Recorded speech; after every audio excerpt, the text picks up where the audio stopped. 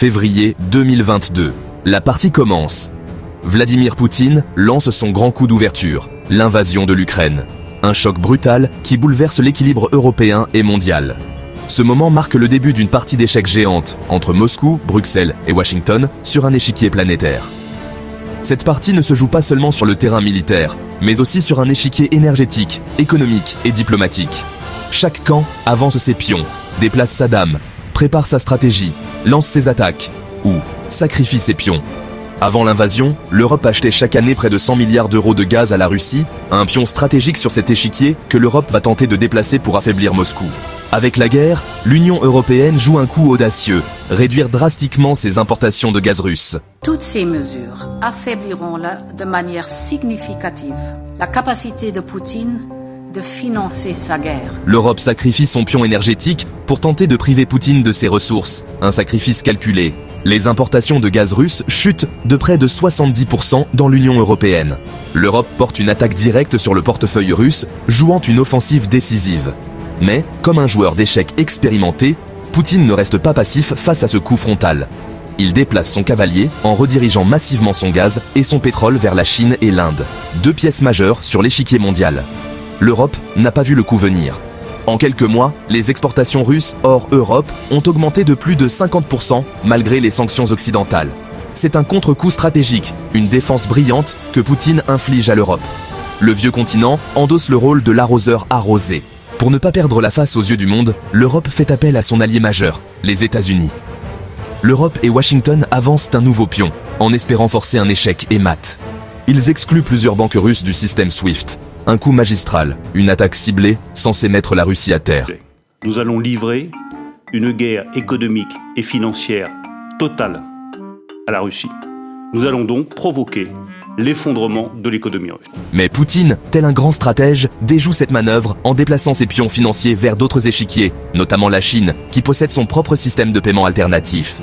En multipliant les transactions en devises locales, il contourne la menace et démontre même à la planète entière que le dollar américain n'est pas indispensable.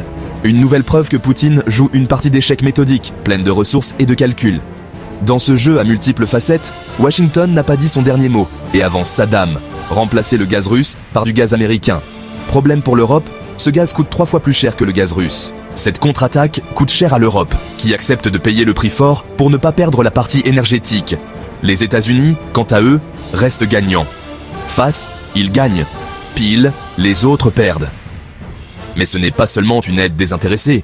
Les États-Unis gagnent en influence, vendent leur gaz, leurs armes et imposent leur tempo dans cette partie d'échecs diplomatiques et économiques. Le renforcement de l'armement ukrainien, soutenu par l'Union européenne et les États-Unis, est un autre pion avancé sur l'échiquier pour tenter de stopper la progression russe. Mais ce coup se paye aussi par des dépenses militaires colossales, près de 400 milliards d'euros, dépensés entre 2022 et 2025 pour l'aide militaire occidentale à l'Ukraine. L'Union européenne surenchérit et tente de terminer la partie en portant un coup de grâce à la Russie. Encourager plusieurs entreprises européennes à quitter le pays, espérant ainsi affaiblir encore plus Moscou. Ce mouvement vise à retirer des pions industriels majeurs du plateau russe. Mais une partie d'échecs n'est jamais terminée, et Poutine a retourné la situation à son avantage. Il a pris le contrôle, souvent gratuitement, de ses usines et installations européennes, notamment dans l'automobile, transformant le retrait européen en une victoire industrielle. Ce coup de maître a permis à la Russie de conserver une force économique clé, laissant l'Europe en échec. C'est ce qu'on appelle un échec et mat. Poutine joue une partie de longue haleine. Comme un grand maître d'échecs, il observe, anticipe, et sait que le temps joue en sa faveur. Contrairement aux dirigeants européens, il ne fait pas de mouvements précipités. Chaque coup est calculé. Avancer lentement sur le terrain militaire, exploiter la division occidentale, capitaliser sur ces nouveaux marchés énergétiques. Les États-Unis semblent jouer sur plusieurs tableaux en même temps quand l'Europe paraît de plus en plus isolée. Et la partie d'échecs continue.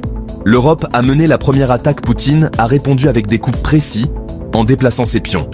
Les États-Unis ont déployé leurs dames, imposant leur influence et coûtant cher à leurs alliés européens. Au final, cette guerre n'est pas seulement une lutte militaire.